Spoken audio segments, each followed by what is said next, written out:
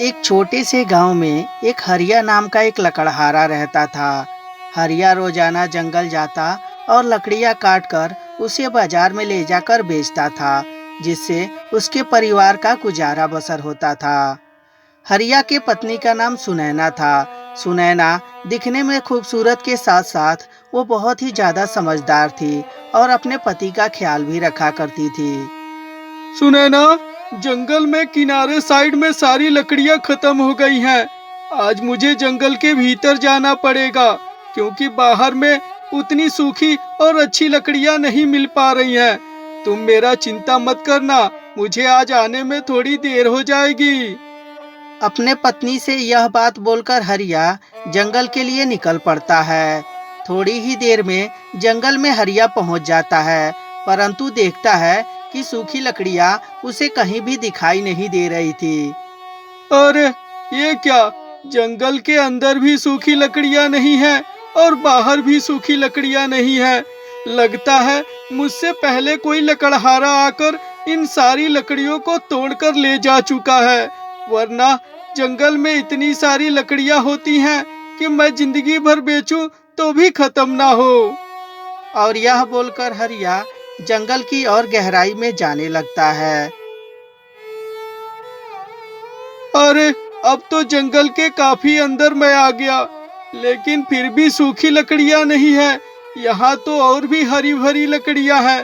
लगता है जैसे यहाँ पे कोई खाद पानी इन्हें दे रहा हो, जिससे पेड़ में कोई भी दिक्कतें है ही नहीं। और कोई भी दिक्कत नहीं होगी तो लकड़ियां क्यों सूखेंगी? और यह बोलकर हरिया बहुत ज्यादा चिंतित हो जाता है और पेड़ के नीचे चुपचाप बैठ जाता है। अरे, जैसे ही मैं बैठा रहा तो आज तो मेरे घर में खाने को दो दाना अनाज तक नहीं है, और घर में लकड़ियां बेचकर पैसे नहीं ले गया तो मेरा परिवार और मैं सब लोग भूखे ही रहेंगे। मुझे कुछ न कुछ करना होगा। एक काम करता हूँ और जंगल की गहराई में चलता हूँ, शायद वहाँ मुझे सूखी लकड़ियां मिल जाए। और यह बोलकर हरिया खड़ा होकर जंगल की ओर गहराई में जाने लगता है। तभी उसे एक गुफा दिखाई देता है। गुफा के सामने हरिया खड़ा होकर ये गुफा तो दिखने में काफी खूबसूरत लग रहा है। लगता है कोई जानवर का घर है, लेकिन मुझे क्या करना? मैं तो सीधा यहाँ से निकल जाता हूँ। और यह बोलकर हरिया उस गुफा के पास से निकलने वाला ही रहता है। तभी सोचता है कि एक बार गुफा के अंदर चल के देखता हूँ कि क्या यहाँ पे कुछ खाने पीने की चीजें हैं, क्योंकि हरिया को बहुत जोरों से भूख भी लगी थी। और यह सोचकर हरिया गुफा के अंदर जाता है तो उसकी आंखें खुली की खुली रह जाती है, क्योंकि गुफा के अंदर ढेर सारे सोने चांदी हीरे जवाहरात रखे रहते हैं। अरे, ये कैसा चमत्कार है? इस जंगल में गुफा के अंदर इतने सारे सोने चांदी हैं। इतने सारे सोने चांदी तो मैंने जिंदगी में कभी नहीं देखा। ये क्या सच में मैं देख पा रहा हूँ या ये कोई सपना है? मुझे लगता है कि मैं कोई सपना ही देख रहा हूँ, वरना जंगल के बीचों बीच इतने सारे सोने चांदी हीरे जवाहरात कहाँ से आएंगे? इस बात को सोचता ही रहता हरिया। तभी गुफे में से एक आवाज आती है।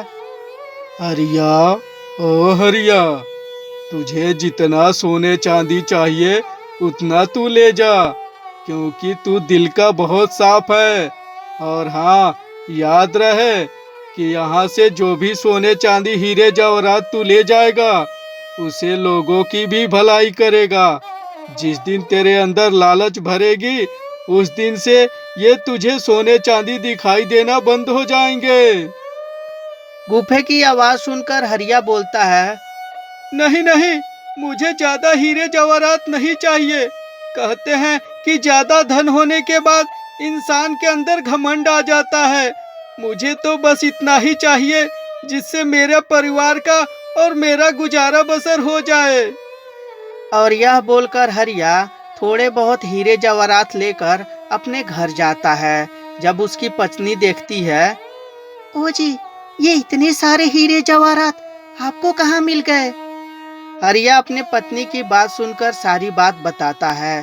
तभी उसकी पत्नी, अच्छा किए जी कि आप थोड़े बहुत ही हीरे जवाहरात लाए, क्योंकि ज्यादा होते तो हमारी मांगे भी ज्यादा होती और सपने भी बड़े होते, और उसके बाद हम दोनों को बर्बाद होने से कोई भी नहीं बचा सकता। और इस तरह हरिया का जीवन सुखदायक बीतने लगता है। तो दोस्तों, ये छोटी सी कहानी आपको कैसी लगी हमें कमेंट करके जरूर बताएं। अगर जो कहानी अच्छी लगी हो तो कृपया लाइक कर दें और हमारे चैनल को सब्सक्राइब करके घंटी भी दबा दें। और हाँ दोस्तों, अपने दोस्तों के साथ शेयर करना ना भूलें। धन्यवाद दोस्तों।